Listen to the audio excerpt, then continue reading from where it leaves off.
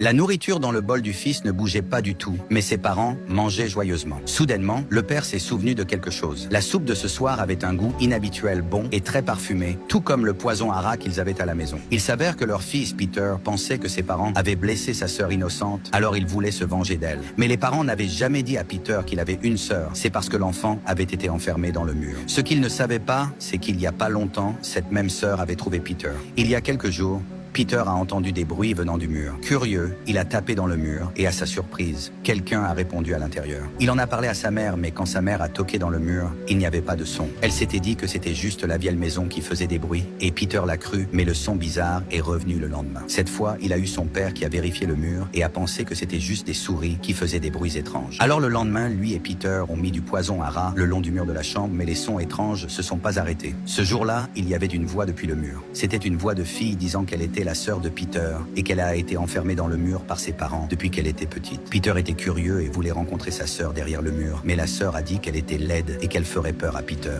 Si Peter fait un bruit, ça briserait leur communication. Peter n'arrêtait pas de lui assurer qu'il n'aurait pas peur, alors la sœur a cédé et lui a dit qu'il y avait un trou derrière le papier peint et qu'à travers ce trou, il pourrait voir son visage. Peter s'est accroupi et remarqué que le coin du papier peint était un peu endommagé et effectivement, il y avait un petit trou. Il a regardé à l'intérieur, mais il faisait tellement sombre qu'il ne pouvait rien voir. Alors il a attrapé une lampe torche et avec curiosité a regardé à nouveau par le petit trou.